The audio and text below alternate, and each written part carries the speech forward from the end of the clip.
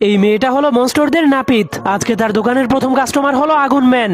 তখন মেয়েটা তার মাথায় এত আগুন জ্বলতে দেখে অনেক খুশি হয়ে যায়। এরপর মেয়েটা তার স্পেশাল চিরুনি এবং কেচি দিয়ে তার আগুনের চুলগুলোকে কাটতে শুরু করে। এরপর সে চিরুনির সাহায্যে আগুনের চুলগুলোকে সুন্দর করে আঁচড়ে দেয়। তখন সেই আগুনের উপরে পেট্রোল দিলেই সেই আগুন আরো বেশি বেড়ে যায়, যার কারণে মেয়েটা কেচির সাহায্যে আগুনের চুলগুলোকে সমান করে কেটে দেয় আর সাইডের চুলগুলোকে মেশিনের সাহায্যে কেটে দেয়। তখন মেয়েটা পুরো মনোযোগ দিয়ে তার চুলগুলোকে কাটতে শুরু করে, যার কারণে তার পুরো সেলুনটা আগুনের আলোতে আলোকিত হয়ে যায়। ফাইনালি মেয়েটা তার আগুনের চুলগুলোকে কেটে কমপ্লিট করে ফেলে। তখন আগুন ম্যান তার এত সুন্দর চুলের স্টাইল দেখে মেয়েটার উপর অনেক খুশি হয়ে যায়। এরপর আগুন ম্যান চলে যাওয়ার পর মেয়েটা সবকিছু পরিষ্কার করে বিশ্রাম নিতে শুরু করে। কিন্তু তখনই আরেকজন কাস্টমার চলে আসে, কিন্তু এই কাস্টমার ছিল একটা কঙ্কাল ম্যান। তবুও মেয়েটা কঙ্কালের মাথাটাকে ঘষে ঘষে তার ফাটলগুলোকে সিমেন্ট দিয়ে ভরে দিতে শুরু করে। এরপর কঙ্কালের মাথায় সুন্দর করে ডিজাইন করতে শুরু করে। তখন মেয়েটা একটা জাদু মন্ত্র পড়লেই কঙ্কালের মাথার ভেতর থেকে সবুজ কালারের আগুন বের হতে শুরু করে। এরপর সে কঙ্কালের কপালে একটা ফুটো করে কঙ্কালটাকে একটা নতুন রূপ দিয়ে দেয়। তখন এত সুন্দর স্টাইল দেখে কঙ্কালটা মেয়েটার উপর অনেক খুশি হয়ে যায়। এরপর মেয়েটা কাজ করতে করতে অনেক ক্লান্ত হয়ে যাওয়ার কারণে বিশ্রাম নিতে শুরু করে।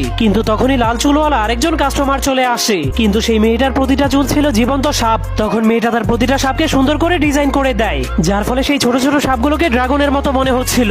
তখন মেডুসা তার চুলের এত সুন্দর স্টাইল দেখে খুশি হয়ে বাড়িতে চলে যায়। কিন্তু তখনই একটা লিকুইড মনস্টার তার চুল কাটার জন্য চলে আসে, যার ফলে মেয়েটার দোকানটা ধীরে ধীরে পুরো শহরের মধ্যে অনেক ফেমাস হয়ে যায়। এজন্য মনস্টারেরা তাদের চুলগুলোকে সুন্দর করে কাটানোর জন্য সেই মেয়েটার দোকানের সামনে এসে ভিড় করতে শুরু করে, যার ফলে মেয়েটা একটানা কাজ করতে করতে অনেক ক্লান্ত হয়ে পড়ে। এজন্য তার মাথাটা ঘুরতে শুরু করলে তার দোকানের সামনে আরেকজন কাস্টমার চলে আসে, কিন্তু সে দেখতে পায় সেই কাস্টমারটা ছিল টাকলা। যা দেখার পর মেয়েটা অনেক রেগে নিজের ব্যবসাটাকেই বন্ধ করে দেয়। এরপর লাইট বন্ধ করে বাড়িতে গিয়ে ঘুমিয়ে পড়ে।